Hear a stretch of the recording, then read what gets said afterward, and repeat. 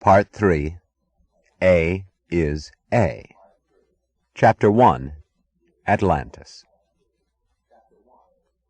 When she opened her eyes, she saw sunlight, green leaves, and a man's face. She thought, I know what this is. This was the world as she had expected to see it at 16, and now she had reached it, and it seemed so simple, so unastonishing, that the thing she felt was like a blessing pronounced upon the universe by means of 3 words. But of course. She was looking up at the face of a man who knelt by her side, and she knew that in all the years behind her, this was what she would have given her life to see, a face that bore no mark of pain or fear or guilt. The shape of his mouth was pride, and more. It was as if he took pride in being proud. The angular planes of his cheeks made her think of arrogance, of tension, of scorn. Yet the face had none of these qualities. It had their final sum, a look of serene determination and of certainty, and the look of a ruthless innocence which would not seek forgiveness or grant it. It was a face that had nothing to hide or to escape, a face with no fear of being seen or of seeing, so that the first thing she grasped about him was the intense perceptiveness of his eyes. He looked as if his faculty of sight were his best-loved tool, and its exercise were a limitless, joyous adventure, as if his eyes imparted a superlative value to himself and to the world. To himself, for his ability to see, to the world for being a place so eagerly worth seeing. It seemed to her for a moment that she was in the presence of a being who was pure consciousness, yet she had never been so aware of a man's body. The light cloth of his shirt seemed to stress rather than hide the structure of his figure. His skin was suntanned. His body had the hardness, the gaunt, tensile strength, the clean precision of a foundry casting.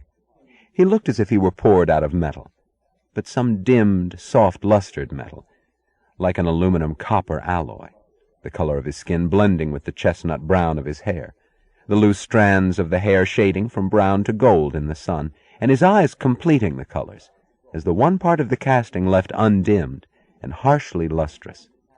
His eyes were the deep, dark green of light glinting on metal. He was looking down at her with the faint trace of a smile. It was not a look of discovery, but of familiar contemplation, as if he too were seeing the long-expected and the never-doubted. This was her world, she thought. This was the way men were meant to be, and to face their existence. And all the rest of it, all the years of ugliness and struggle, were only someone's senseless joke. She smiled at him as at a fellow conspirator, in relief, in deliverance, in radiant mockery of all the things she would never have to consider important again. He smiled in answer. It was the same smile as her own, as if he felt what she felt, and knew what she meant. "We never had to take any of it seriously, did we?" she whispered. "No, we never had to." And then, her consciousness returning fully, she realized that this man was a total stranger. She tried to draw away from him, but it was only a faint movement of her head on the grass she felt under her hair. She tried to rise. A shot of pain across her back threw her down again. "Don't move, Miss Taggart. You're hurt." "You know me?" Her voice was impersonal and hard. "I've known you for many years." "Have I known you?" "Yes, I think so." "What is your name?" "John Galt." She looked at him, not moving. "Why are you frightened?" he asked. "Because I believe it." He smiled, as if grasping a full confession of the meaning she attached to his name. The smile held an adversary's acceptance of a challenge, and an adult's amusement at the self-deception of a child. She felt as if she were returning to consciousness after a crash that had shattered more than an airplane. She could not reassemble the pieces now. She could not recall the things she had known about his name. She knew only that it stood for a dark vacuum which she would slowly have to fill. She could not do it now.